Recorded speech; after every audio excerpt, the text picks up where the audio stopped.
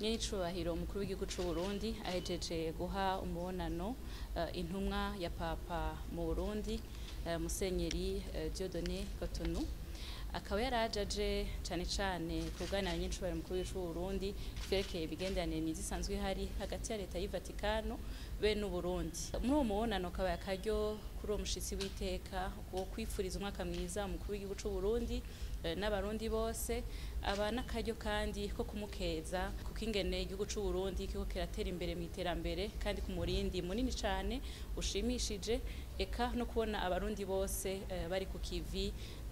bwo gukamisha amahoro n'umutekano asasagaye hano mu Burundi. Muri uwo mubonano baganiriye rero ku migambi itandukanye mu ntumbero yo kubandanya batsimbataza imigenderanire myiza ihari hagati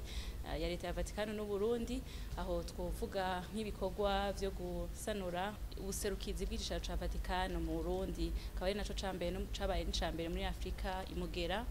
Haravuga ibikorwa vyo kubaka icibutso caho hagandaguriwe intumwa ya Papa Musenyeri Cotonou, eka n'ibindi bikorwa vyimirije, haba ibikorwa vyo kubaka ibitaro vy'akarorero n'ibindi bikorwa